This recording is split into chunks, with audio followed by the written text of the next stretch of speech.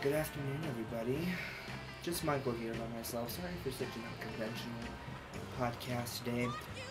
When we were trying to go on the air last week on the 27th, we apologize. I was in the studio solo, so I was experiencing some technical difficulties, and that led to a majority of our radio show not being broadcast properly. So I'm uploading this short audio cast to just kind of give us a gist of what our topic was this past week. And then this also will tie into what we're talking about the following week, this upcoming Fem Cult Friday. And I just hope you are still able to take away from this what we like to talk about. So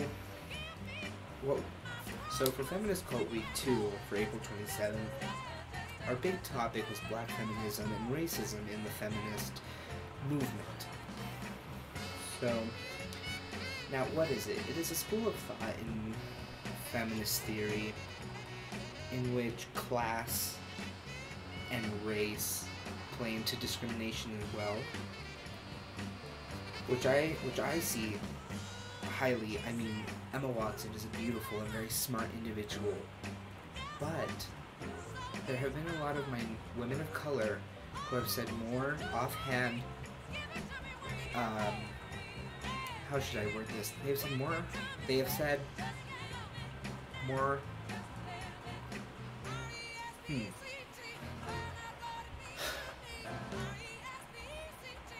they say more pertinent or relevant feminist tidbits or whatever right off the bat than what Emma Watson could do in a speech, such as Nicki Minaj when confronted about her videos or whatever. She constantly makes a stand.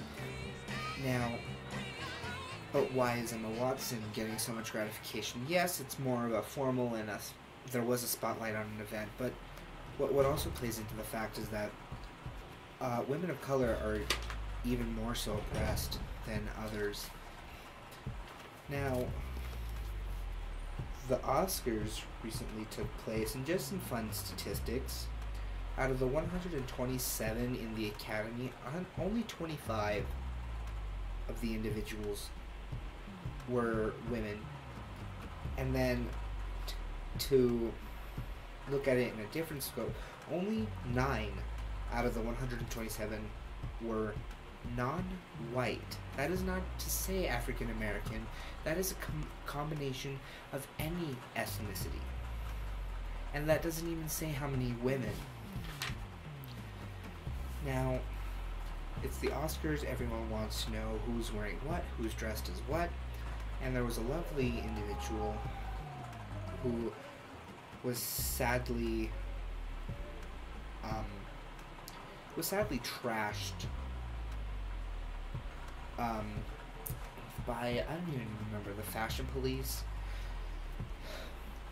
Now, this beautiful woman of color, Zendaya, was born in '96 in Oakland, California. She spent much of her time in the California Shakespeare Theater.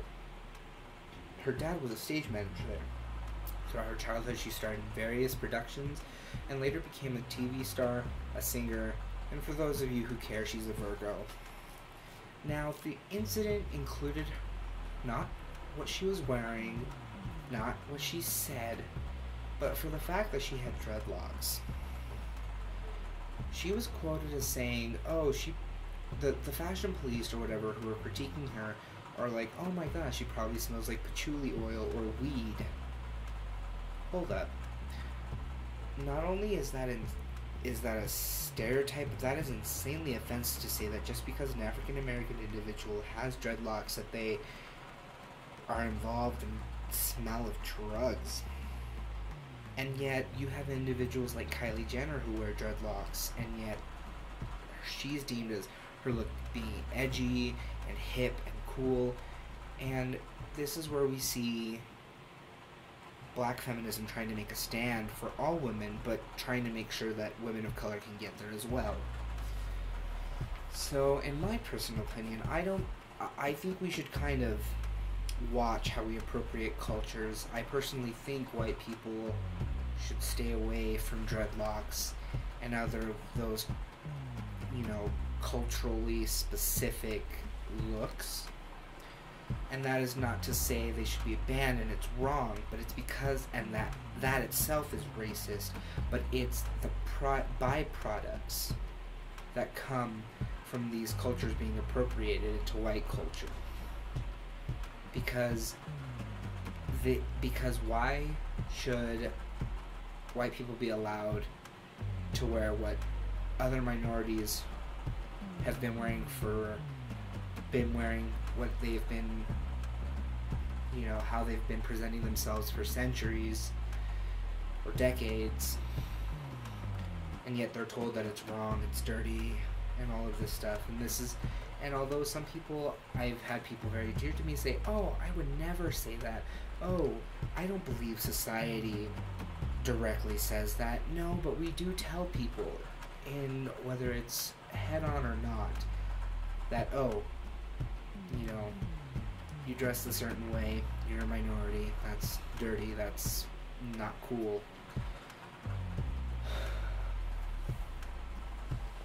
I mean, same thing with Hispanic culture. A lot of white culture wants, oh my god, Cinco de Mayo is so culturally diverse, and then it's just another excuse to get drunk. But as soon as Hispanics start celebrating, they're scrutinized against, well, shouldn't you be respectful of the country you live in, and oh my gosh, they're so loud, they shouldn't be doing this, blah blah blah. And that's where lines have to be drawn, because why are we told that what we've been doing, what's part of our culture, is wrong, but as soon as a white person does it, it's okay and socially acceptable? Now I'm gonna try and shine a little bit of a spotlight, and we'll talk about this more in this upcoming week's video. Laverne Cox, she is she is so beautiful. She's a beautiful trans woman of color, and she has been quoted, I love this, you can define what it means to be a man or a woman on your own terms. And this goes back to breaking down gender stereotypes and gender binaries, because many people don't identify with those, or they don't identify with that which they were assigned at birth. And this gets into what are called TERFs, which stand for Trans Exclusionary Radical Feminists. And they want to say, oh no, we're just gender critical. No, it all has to do with the personal identity, and a lot of people want to be jerks about that and take it out of control, But we'll talk about LGBT discrimination in our upcoming, as I said, which we'll talk about intersectionality, and that has to focus on race, class, sexuality, gender expression, occupations, and so we'll delve into that a little bit later. Now, it's just, Laverne Cox is the first trans woman of color to produce and star in her own show, Transform Me, on VH1. I personally think it sounds really cool. I have not had the opportunity to see it. I do not have access to cable TV right now. But I highly recommend supporting her. She is such a talented individual. She graduated from Manhattan College with a degree in fine arts. And she is in Metro Source's 55 People We Want to Love. And that's true. She is such a smart, and for those of you who may not have the super clear idea of who I'm talking about, I'm referring to Sophie from Orange is the New Black, which is, once again, a revolutionary, which is, her character is fairly revolutionary as far as being a trans woman being played by a transgender woman. There have been too many injustices to too many cultures and groups and other diversity fields, because representation has been taken away. There was a movie released, I can't remember where, but it's set in Egypt, and yet all of the people are of white complexion, and representation is crucial to individuals because it shows that they matter, they have a place in the world. If people have, I assume most of us have been through high school at this point and remember a little bit of geography. I didn't even take a full geography course, but I know for a fact that Egypt is in Africa, and what tends and the ethnic diversity and the demographic in that area, they tend to be of darker skin color. So when people want to complain, oh, Egyptians could have been white, no, they most likely couldn't have. In their environment and in their demographic, Egyptians were closer to African American. Well, it is an ethnic group in Africa, and this just all ties back to representation and how black women, trans women of color, they need to be properly represented in this. Calling all my social justice warriors, this means we all have to speak up against injustices such as this. There's, just as a fun fact, not so fun fact, there's a movie that's being created, and this man, once again, an injustice to transgender individuals, a man was cast to play a transgender woman instead of an actual transgender woman. So these are just kind of things to talk about, and normally what we try to do during our broadcast, we'll try and feature female musicians and hit songs trying to relate to what we do, but I'll just put it in a side segment and leave links if possible. So I guess the songs of this past week would be, I would have to say, Respect by Aretha Franklin. She was born in 1942 in Memphis, Tennessee, and she was the first female artist to be inducted into the Rock and Roll Hall of Fame. That is incredible, because not only is music a highly male-dominated field, but for her to be the first woman of color, as well as the first woman in general, that is an amazing accomplishment. And a couple more songs I would have to say. Pretty Hurts from Beyoncé's self-titled album released in 2013. This is a very beautiful song that talks about self-image and the detriments of beauty standards. If possible, I recommend trying to watch the music video. It is particularly touching. It shows Beyoncé as a pageant character and how someone